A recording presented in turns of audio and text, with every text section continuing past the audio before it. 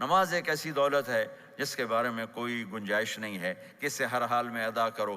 اگر اس میں کوئی گنجائش ہوتی تو مجھے میدان کربلا میں میرے نبی کے نواسے کی جب گردن اڑائی جا رہی تھی اور نماز کا ٹائم ہوا ہے تو آپ نے کوفے والوں سے کہا تھوڑی دیر رک جاؤ، مجھے نماز پڑھنے دو۔ تو انہوں نے کہا ہم نماز پڑھنے کے لیے جنگ نہیں روکیں گے۔ تو آپ نے فرمایا پھر ہم نماز نہیں چھوڑیں گے۔ آپ نے آدھوں کو لڑائی پہ لگا دیا اور آدھوں کے ساتھ مل کر آپ نے نماز ادا فرمائی، پھر ان کو لڑائی پہ لگا دیا اور پہلوں کو کہا نماز پڑھنے کو، اور عصر سے پہلے سب کے سر کٹ کے نیزوں پہ چڑھ گئے۔ تو ایک نماز ایسی چیز ہے، بہت بڑا مجمع اہل ایمان کو، نوجوان بھی ہیں، بچے بھی ہیں، بچیاں بھی ہیں، خواتین بھی ہیں، حضرات بھی ہیں۔ میرے نبی کی زندگی میں نماز، میرے نبی جب دنیا میں تشریف لائے اور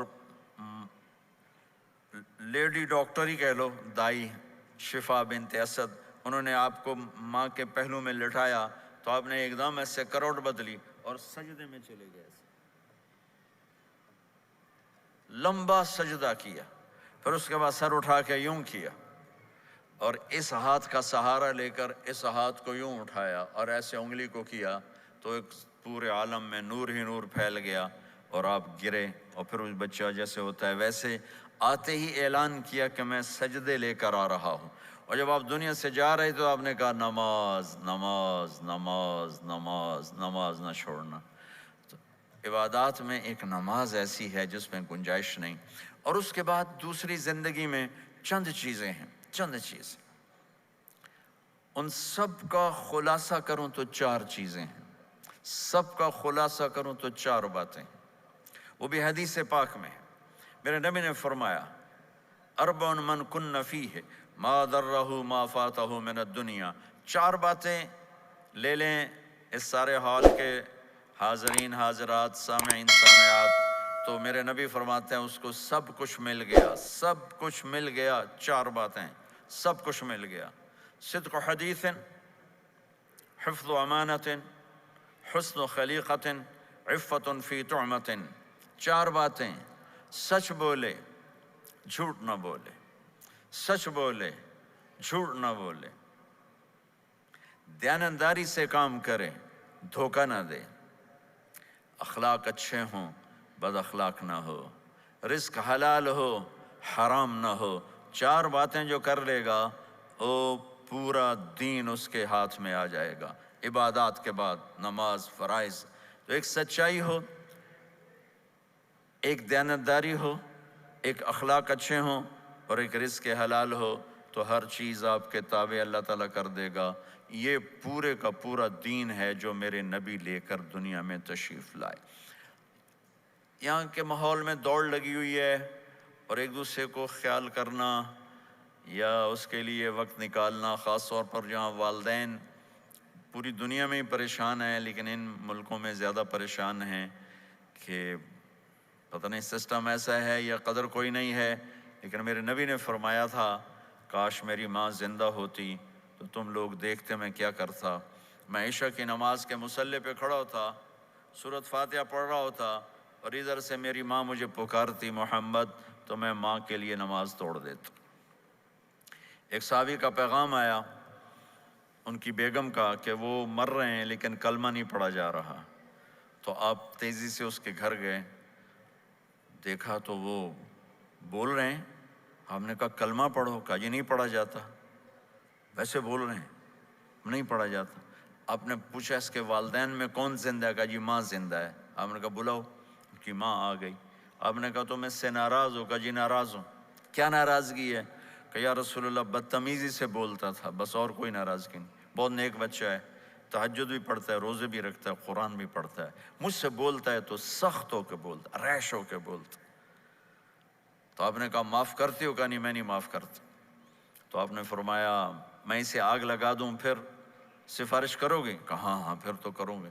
کہا اگر تو نے معاف نہ کیا تو اللہ اسے جہنم میں ڈال دے گا۔ انہوں نے کہا نہیں میں معاف کرتی ہوں۔ جب ماں نے کہا میں معاف کرتی ہوں، آپ نے کہا کلمہ پڑھو، تو اس نے کہا لا الہ الا اللہ، اور اس کی جان نکل گئی۔ پھر آپ نے ان کا جنازہ پڑھایا اور فرمایا کہ جس نے ماں باپ کو دکھ دیا اس پہ اللہ کی لعنت، اس پہ زمین آسمان کی لعنت، ان کی نہ نماز قبول ہے، نہ روزہ قبول ہے، نہ صدقہ قبول ہے۔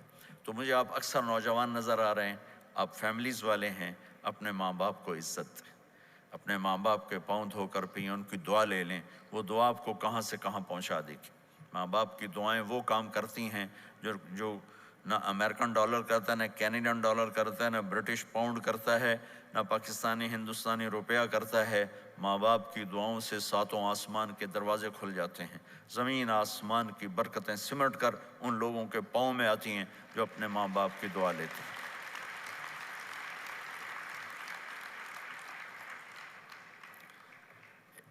ایک دفعہ موسیٰ علیہ السلام نے کہا یا اللہ میرا جنت کا ساتھی کون ہے؟ تو اللہ تعالیٰ نے فرمایا کہ وہ جو فلاں آدمی گوشت بیچنے والا، اس کو ہم قصاب کہتے ہیں، قصائی، یہ کوئی اتنا بڑا معزز پیشہ نہیں ہوتا۔ تو موسیٰ علیہ السلام بڑے حیران ہوئے کہ میرا ساتھی گوشت بیچنے والا، تو اس کو دیکھنے چلے گئے۔ دیکھا تو ایک عام آدمی جیسے گوشت بیچ رہا ہے، ایسے ہی سارے بازار میں بیٹھا ہوا، دوسرے بھی بیٹھے ہوئے۔ جب شام ہوئی، اس نے تھیلے میں گوشت کا ٹکڑا ڈالا اور گھر گیا، تو موسیٰ علیہ السلام بھی ساتھ گئے۔ تو اس نے جا کر گوشت کو کاٹ کے ہانڈی میں چڑھایا، آٹا گوندنے لگا، آٹے کو رکھ دیا، پھر سالن تیار کیا، پھر روٹی تیار کی۔ ایک عورت بوڑھی یوں کر کے چارپائی پہ لیٹی ہوئی تھی، اس کو ہلایا جلایا، ماں جی ماں جی، اٹھ کے بیٹھ گئی۔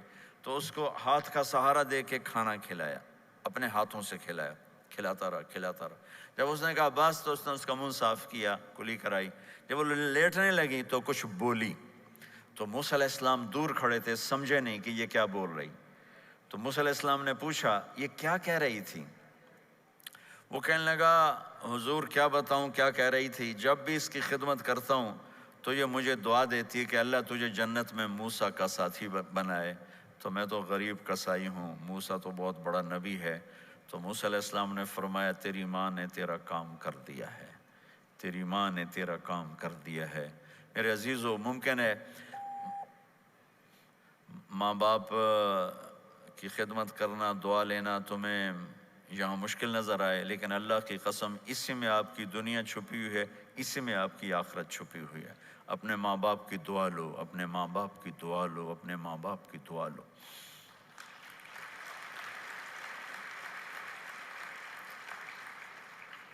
دوسرا رشتہ ہے یہاں خاوند اور بیوی کا۔ پورے ویسٹ میں طلاقیں بہت زیادہ ہو گئی ہیں، بہت زیادہ طلاق کی ریشو بڑھ گئی ہے۔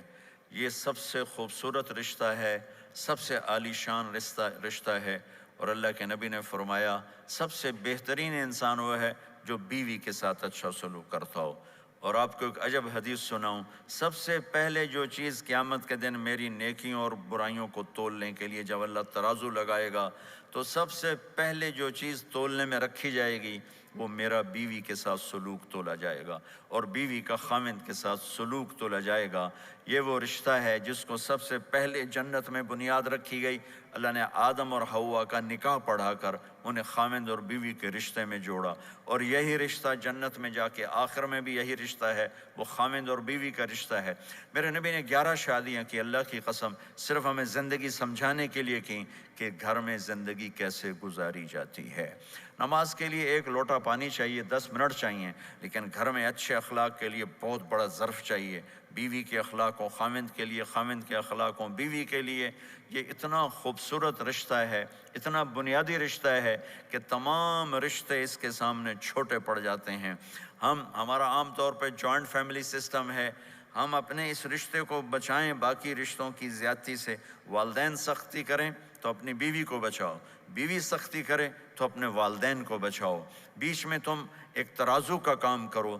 ہم اپنے گھر کو خوبصورت بنانا چاہتے ہیں تو جو ڈالر سے نہیں خوبصورت ہوگا، یہ آپ کے اخلاق سے خوبصورت ہوگا۔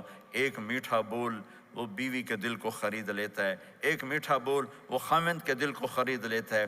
ایسی اولاد کے ساتھ بھی وہ شدت اور سختی نہ ہو، بلکہ نرمی کا معاملہ ہو، پیار محبت کا معاملہ ہو۔ میرے نبی نے حسن حسین کے ساتھ 7 سال گزارے، آپ نے ایک نصیحت نہیں کی، ان کے ساتھ کھیلتے تھے، ان کو ٹائم دیتے تھے۔ اس طرح صفات منتقل ہوتی چلی گئیں۔ یہ چند چیزیں ہیں، ان کو کرتے کرتے دنیا سے چلے گئے تو دنیا بھی آپ کی ہے اور آخرت بھی آپ کی ہے۔